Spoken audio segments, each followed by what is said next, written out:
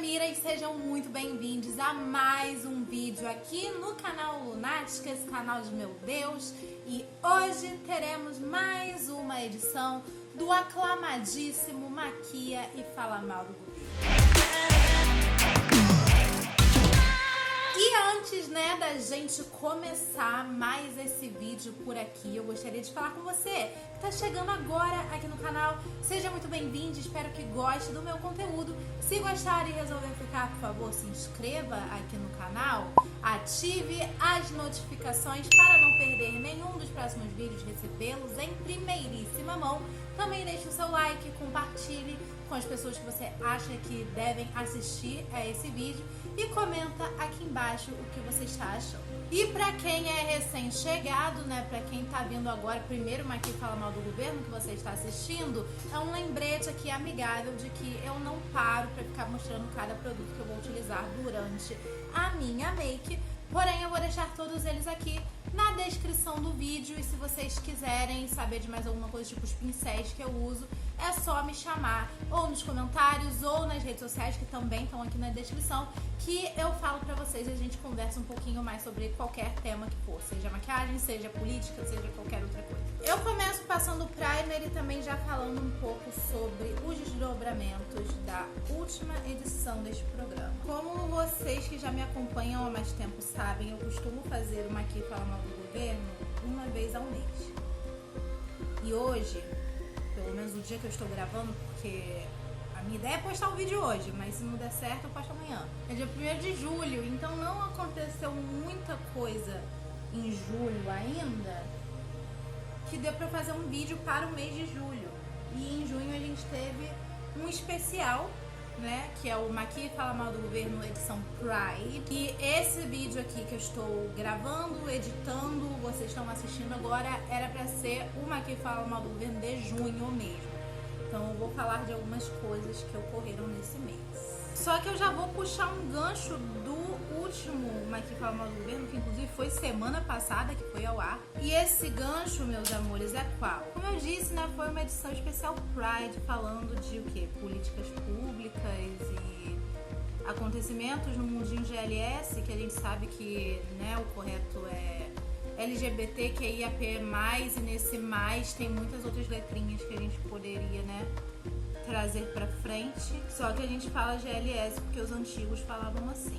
Hoje virou meio que uma piadinha interna da comunidade. E bem no dia que eu publiquei aquele vídeo, saiu uma notícia lá no G1, porque o G1 tem a aba de política. Inclusive, eu estou começando hoje, eu vou começar a colocar todas as minhas fontes ali na descrição, junto com as maquiagens, para vocês saberem de onde que eu estou tirando todas as minhas informações, porque quem inventa coisa pra postar na internet pra alarmar o povo é bolsonarista e eu claramente não sou uma dessas pessoas. Mas enfim, fui lá no G1, pra fazer a pauta pra essa edição agora que estou gravando, que vocês estão assistindo, e encontrei uma notícia do dia que eu publiquei uma que fala do Governo Pride, que era a seguinte: o ex-deputado Roberto Jefferson, que vocês devem conhecer porque está constantemente envolvido em polêmicas, se eu não me engano, esse rapaz, o cara é velho caramba, mas ele é aqui do Rio de Janeiro, se eu não me engano, felizmente. Ele foi convertido a réu por homofobia. Ótimo dia pra gente, GLBT, GLS. E por que o dia tão ótimo? Por que ele foi convertido em réu? Este senhor foi acusado pela Procuradoria-Geral da República, pela PGR, não só por homofobia, mas também por calúnia e incitação. Peraí que eu tenho que ler aqui porque é muita coisa. Incitação ao crime de dano ao patrimônio público. Lembra quando tava tendo a CPI da pandemia? Pois é. Tava rolando lá a CPI da pandemia, várias pessoas que estavam envolvidas em todos os escândalos relacionados a PANs foram chamadas para serem ouvidas e, Roberto Jefferson, que eu vou chamar de Bob Jeffrey. Jeffrey fez o quê, gente? Bob Jeffrey falou para o povo brasileiro ir até o TSE, Tribunal Superior Eleitoral, e usar de explosivos para destruir o prédio e também a agredir senadores que não ficam no TSE, né? O TSE é um tribunal, os senadores estão lá no Senado, né? Fala Câmara, mas Câmara de deputado ou de vereador. O senador fica no Senado. Viu? Eu tô aprendendo. Então Bob Jeffrey falou, galera, bate em senador e queima o TSE. Isso é o quê? Incitação a dano público. Não, vou ler de novo. Incitação ao crime de dano ao patrimônio público. E não foi só isso, né, gente? Porque, né, eu falei ali que ele foi convertido em réu por também calúnia e homofobia. A gente sabe muito bem que é LGBTQIAP mais fobia, só que no caso aí é homofobia porque simplificaram o negócio. O que é que ele falou então dos gays? Ele falou que, ó, a comunidade LGBTQIAP+, foi comparada, né, a traficantes por Bob Jeffrey e disse que essas pessoas da comunidade representam a demolição moral da família. Aí a PGR falou o quê? Você vai ser o quê? Você vai ser denunciado. E ele foi. Como ele é um ex-deputado, ele não tem mais foro privilegiado, o STF julgou essa ação aí, converteu ele em réu e falou, agora tá na mão de onde? Agora tá na mão da Justiça Federal. Justiça Federal que vai conduzir como que vai ser isso daí, né, criminalmente. Ele não tem mais foro privilegiado, ele vai ter que ir para a Justiça Federal. Se der tudo certo, vai preso. Se der tudo errado, vai pagar uma multa. Porque a gente já sabe muito bem que se a pena para algum crime é uma multa, o crime só existe para os pobres. Enfim, vamos acompanhar os desdobramentos de Bob Jeffrey. Enquanto eu termino de aplicar minha base, eu vou dar para vocês alguns nuggets da eleição, né? Que vem aí em outubro, se tudo der certo. Depois eu vou explicar o porquê do se tudo der certo. Datafolha tá começando a publicar, né? Na verdade não tá começando agora, eles já estavam publicando pesquisas há algum tempo. Só que a gente fica muito preso nas pesquisas de intenção de voto. Tipo, quem vai votar em quem? Qual o candidato que tá com mais intenções de voto? Primeiro, segundo, terceiro turno. Não tem terceiro turno, mas eu falei aqui. Uma das pesquisas, inclusive, revelou o quê? Que o Lula está com 53% das intenções de voto. Numa das pesquisas que foi revelada, eu acho que semana passada, no primeiro turno. Se isso acontecer, é ótimo, porque aí o Lula será eleito no primeiro turno e a gente tá, o quê? Livre. Mas a gente também tem pesquisas do Datafolha que não se prendem só à questão de quem é que está na frente nas intenções de voto. Datafolha divulgou uma pesquisa que fala sobre as influências na hora de você escolher o seu voto. Claro que, a maioria das pessoas entrevistadas falou que não é influenciada por nada nem por ninguém, que vota por si mesmo, que vai lá, que decide os próprios candidatos que vai votar, etc. e tal. Mas é claro que não foi todo mundo que falou isso. Teve muita gente que falou que sim, existem opiniões que contam muito na hora de escolher um candidato para votar. E a maioria das pessoas que disse, né, sim, eu sou influenciado para votar, elas citaram quem como maior influência? Citaram filhos e citaram companheiros, cônjuges, tipo marido, esposa, namorado, namorada, namorade. Pessoas ali com quem você se relaciona romanticamente.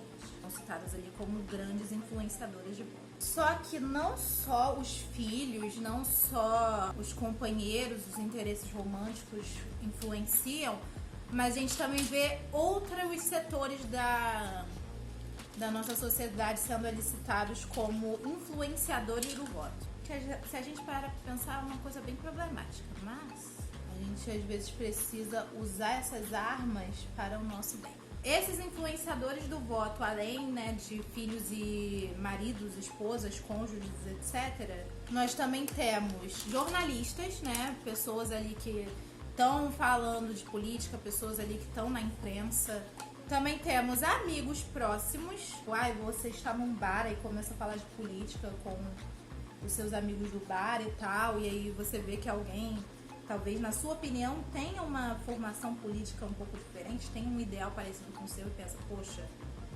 realmente essa pessoa tá certa e eu quero votar no candidato que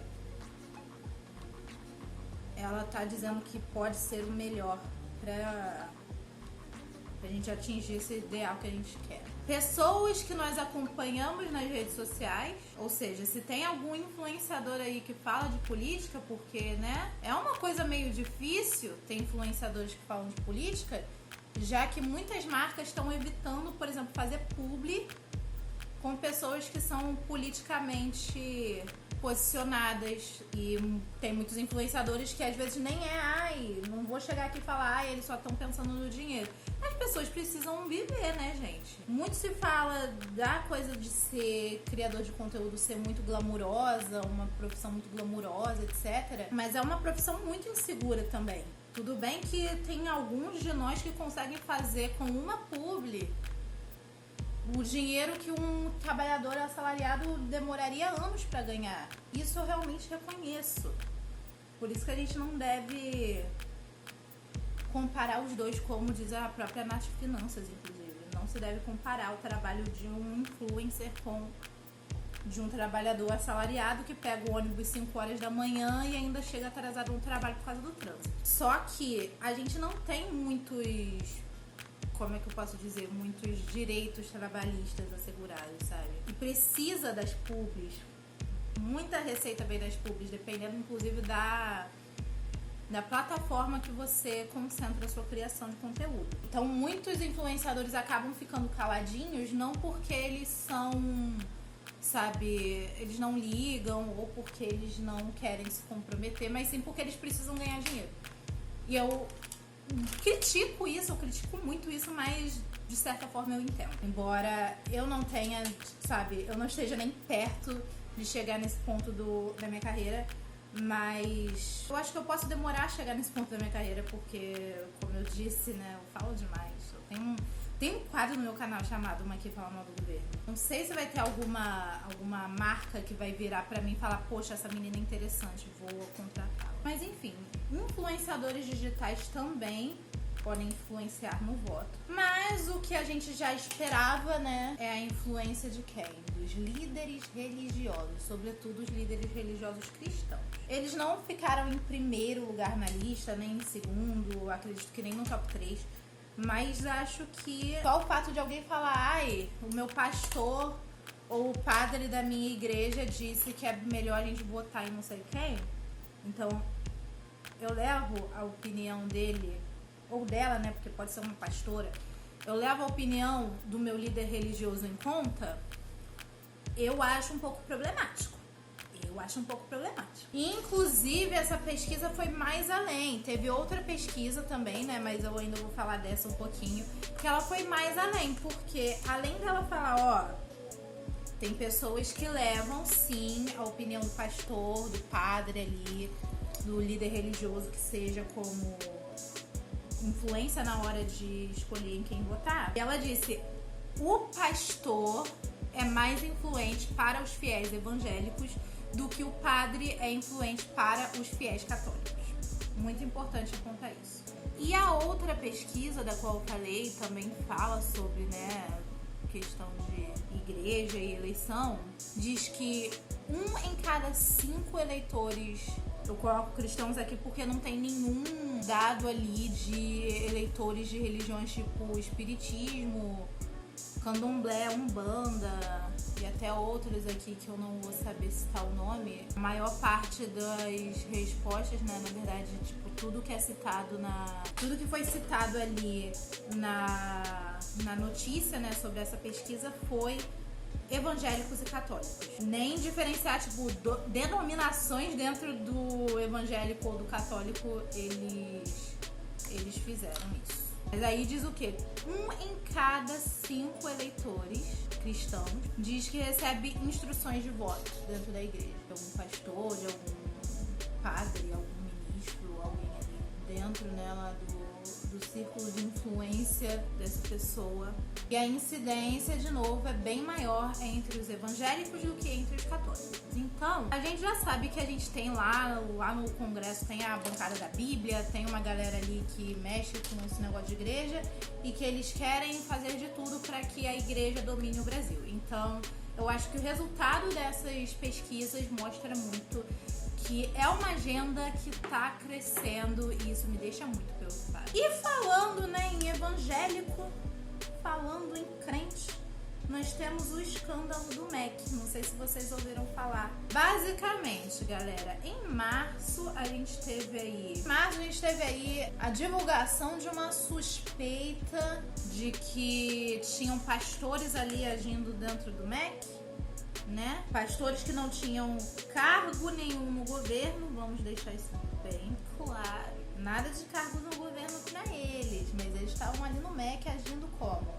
Desviando verbas. Não só desviando verbas, mas controlando como que essas verbas seriam gastas, sabe? Tanto as que elas desviaram, quanto as que iam ficar na pasta. O Estadão, que é um jornal, né, o Estado de São Paulo, o Estadão foi lá e falou, olha galera, tem aqui um tal do gabinete secreto, né, gabinete paralelo do MEC, onde esses pastores se reúnem em reuniões fechadas para poder discutir o que vai acontecer no MEC, para onde eles vão direcionar as verbas e tudo mais. E estava tendo a investigação disso aí, se isso era verdadeiro, inclusive acharam vários comprovantes de desvio em contas de parentes dos tais pastores, inclusive. No começo do mês passado, né, há um mês atrás, o ex-ministro da Educação, que já tinha largado o cargo na época, ele foi e falou, olha galera, sabe quem me ligou? O Sal no Rabo. Quem me ligou? O Bozo. O Bozo me ligou para minha residência e disse, Milton, que o nome do cara é Milton. Milton, estou com um pressentimento aqui do fundo do meu coração de que, sei lá, a PF vai aí na sua casa fazer uma busca e apreensão. Pressentimento aqui, o acordo. Deus me revelou em um sonho de que você vai ser alvo de uma busca e apreensão. E aí, na semana passada, no dia 22 de junho, não é que aconteceu a tal da busca e apreensão, menina? That's suspicious. That's weird. Aconteceu a tal da busca e apreensão. O Milton foi preso com mais 4 pessoas, entre elas 2 dos pastores que estavam envolvidos aí no esquema do MEC Ministério da Educação, tá, gente? Não é McDonald's. A própria esposa do Milton falou, gente, eu já sabia, eu já tinha ouvido o rumor que ele ia ser preso, então já sabia de tudo. Isso que é esposa, galera. Só que o chilindró, tanto do Milton quanto dos pastores, não durou muito tempo. Eles foram soltos no dia seguinte, no dia 23. E agora, nas redes sociais, o povo tá pedindo que é uma CPI do MEC, pra eles investigarem esse acontecimento, né, esse evento que foi os pastores se metendo na parte da educação para desviar a verba. E aí o que acontece, né, com todo esse clamor? Vários veículos de informação bolsonaristas, tipo a Jovem Pan, pra mim é muito irônico essa emissora e essa rádio se chamarem Jovem Pan, porque são pessoas LGBT-fóbicas, que inclusive teve um caso de racismo recentemente, né? E quando não tem, e são pessoas velhas. Então pra mim é muito irônico se chamar Jovem Pan. Aí fizeram lá uma enquete, você é a favor da CPI do MEC? E levaram uma invertida, porque eles acharam que, nossa, só o nosso público vai votar na enquete e vai aparecer lá, não queremos CPI do MEC, só que aí o povo descobriu, falou lá, sim, queremos CPI do MEC, sim. Levaram uma invertida deliciosa. E se você achou que o sucateamento do Brasil parava por aí, né, no desvio de verba da educação por parte de pastor, você sabe que não parou. Você sabe que não parou. Poderia ter parado por aí, mas não parou. Durante o mês de junho, nós acompanhamos o caso do indigenista Bruno Pereira e do jornalista Dom Phillips. Estavam fazendo uma expedição pelo Vale do Javari, conversando sobre a proteção, né, do território com comunidades indígenas e comunidades ribeirinhas. Porém, em um dado momento dessa viagem, eles tinham que fazer uma viagem que duraria, assim, no máximo umas 2 horas para chegarem de um ponto a outro e eles nunca chegaram no destino. E, tipo, estavam equipes locais, principalmente, né, procurando, né, essas comunidades, como eu falei, ribeirinhas, comunidades indígenas ali, que conheciam o trabalho dos dois. Estavam procurando com mais afinco, mas é óbvio que, assim, a polícia, depois de muito pedido no Twitter, começou a procurar também. Só que, infelizmente, eles não foram encontrados com vida. Os seus restos mortais foram encontrados, alguns suspeitos falaram, não, eu matei, fiz isso e aquilo com o corpo. Situação horrível e lamentável, cara. Os caras estavam tentando fazer alguma coisa legal. O Don Phillips, né, que era um jornalista britânico que já estava morando no Brasil há um bom tempo, ele estava para escrever um livro sobre a Amazônia, depois de entrar em contato, né, com essas comunidades e fazer entrevistas e tudo mais, acompanhar o Bruno no trabalho dele. Infelizmente, eles foram assassinados. E, tipo, quando eles encontraram os restos mortais, porque nem chegou a encontrar corpos em si, foram restos mortais. Porque, como eu disse, os criminosos fizeram barbaridades com os corpos dele. Acharam até um áudio do Bruno, o indigenista, né, falando que ele sofria ameaças de pessoas que estavam ali para explorar os recursos da área de forma ilegal, tipo garimpeiros, pescadores e traficantes também. A polícia já ouviu 20 pessoas, foram 17 testemunhas, né, e 3 suspeitos do crime. E a gente também teve pesquisas aí, né, consultando o povo brasileiro sobre o caso, e a maioria disse o quê? A maioria disse que não só esse caso prejudica muito a imagem do Brasil lá fora, como também o governo não fez nem metade do que podia pra, tipo, resolver isso e tentar trazer tanto o Bruno quanto o Dom com vida. E como se não bastasse essa situação deplorável, a gente ainda tem mais situações deploráveis. Então, pra quem achou que acabou, se segura que tem mais coisa, gente. Senta que lá vem história, mais história. Como vocês sabem, aqui no Brasil a gente tem uma legislação que criminaliza o aborto, exceto em casos em tipo, faz muito risco para a vida da mãe, ou então foi uma situação ali de uma violência, de um estupro, ou talvez o bebê não vai ter uma sobrevida, né, porque ele tem anencefalia.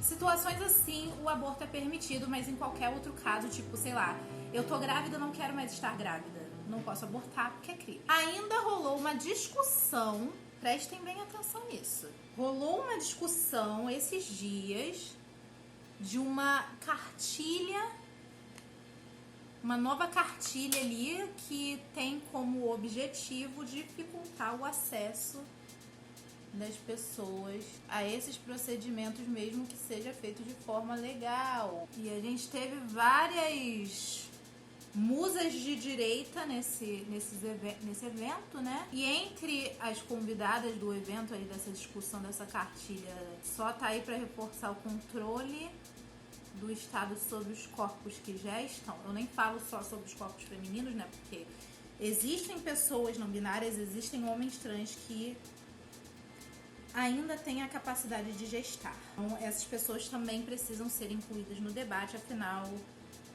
a gente tá sofrendo por ter útero. Estamos juntos nesse sofrimento. Então, quem foi convidada, além, né, dessas musas de direita que eu já tinha citado? A juíza, que eu tenho certeza que vocês acompanharam esse caso, eu acompanhei ele, me partiu o coração, de uma menina de 11 anos que descobriu uma gestação de um estupro que ela sofreu. Ela e a mãe foram até o hospital para realizar o procedimento. E os médicos falaram, não, a gente precisa de atualização da justiça porque o feto já está com 22 semanas. E a gente só é autorizado a fazer quando tá até 20 semanas. Aí, o que a justiça fez? Trancou a menina num abrigo e tentou convencer ela a aguentar mais um pouquinho. Tava ali causando tanto sofrimento e a cada semana que passava fazia mais mal pra ela, né, por conta não só dela ter engravidado numa idade tão jovem, né, mas ela não tinha, né, estrutura para carregar aquela gestação. Só que, segundo a juíza, a tristeza dela poderia ser a felicidade de um casal. Se ela conseguisse aguentar mais um pouco, um casal ia ficar muito feliz com o bebê, sabe? Não importa a criança tá sofrendo, o importante é que ela aguente para um casal que muitas vezes nem existe, né? Porque já tem várias crianças aí precisando de uma família e ninguém adota. Simplesmente desumano, né? E a mulher não só foi convidada para esse evento, como ela também foi promovida. Brasil, zil. Só que o caso dessa menina não foi o único caso referente à questão de violência sexual que chocou o Brasil nos últimos dias. O outro caso foi o da atriz Clara Castanho, que muita gente deve acompanhar, né? Ela é atriz desde muito pequenininha e tal. Uma menina jovem, 21 aninhos. Ela foi exposta por profissionais da fofoca. Ela foi exposta por entregar uma criança para adoção. E aí, né, nessa situação toda, ela se viu obrigada a fazer uma carta aberta explicando toda a situação, que ela tinha sido vítima de estupro. Ela descobriu a gestação já num estágio muito avançado. Ela então decidiu que teria a criança, entregaria essa criança para a adoção, para que, né, ela tivesse a chance de ter uma vida digna, em vez de ser criada por alguém que não teria condições nenhuma de criar essa criança. E quando eu falo de condições, eu falo de condições do quê? Psicológicas, né? Que é necessário para você criar uma criança, você ter condições psicológicas. Então, ela resolveu fazer o que todos os pró-vida falam. Nasce e entrega para adoção. E mesmo assim ela foi linchada, mesmo assim ela foi acusada de várias coisas. E tá passando por uma situação bem complicada, tanto ela quanto a outra menina, que foi impedida por semanas de fazer o aborto legal. Ela finalmente conseguiu, mas, né, sabe-se lá os danos que isso deixou na cabeça tanto da Clara quanto dessa menina de 11 anos. E mesmo com esses casos vindo à tona na mesma época, se eu não me engano foi na mesma semana que o Intercept falou da menina e que a Clara fez a sua carta aberta, os dois casos chocaram o Brasil. E ainda assim o governo está tentando tirar de outras mulheres, de outras pessoas que gestam no Brasil inteiro, a oportunidade de serem acolhidas, caso elas venham a ser vítimas desse tipo de violência e caso elas venham a engravidar depois dessa violência. É um momento aterrador, eu tô com muito medo do que possa acontecer daqui pra frente, até porque, como eu disse lá na parte da eleição, será que vai acontecer? Tá rolando aí uma proposta de emenda inconstitucional, eu falo inconstitucional porque realmente é inconstitucional, de tirar o estado de legalidade, ou seja, se o Bolsonaro acordar um dia e falar não vai ter eleição, essa PEC vai dar pra ele esse poder de suspender a eleição. E qualquer outra coisa terrível que possa acontecer, ele vai ter o poder. Então eu simplesmente estou com muito medo. Complicado, né, meninas? Muito complicado. E é nesse clima pesado, nesse clima de enterro, nesse clima deplorável que eu encerro o Maqui Fala Mal do Governo de hoje. E eu espero que o vídeo tenha sido... Eu não vou falar gostar, porque, né, notícias aqui muito fortes, muito pesadas, muito coisa, não tem como ninguém gostar disso. Mas eu espero que o vídeo tenha sido bom pra vocês. Eu espero que vocês tenham gostado de assistir, não gostado do que foi dito. Porque, né, difícil, complicado, gente. Não dá pra gostar disso aí, não. E fica o lembrete de que todos os produtos utilizados e as fontes para cada uma das informações que eu dei estarão aqui na descrição do vídeo. E se você quiser e puder, por favor, se inscreva no meu canal, ative as notificações, me siga nas redes sociais e também ajude o canal a crescer financeiramente através do Apoia-se, do Clube do Canal ou do meu Pix. Tudo tá aqui na descrição do vídeo. Comenta também se eu esqueci de falar alguma coisa ou se talvez eu possa ter falado algo errado, pode comentar aqui. Tá tudo bem, eu vou responder o seu comentário de boa, tranquilo. E a gente se vê no próximo vídeo do canal. Beijos e tchau!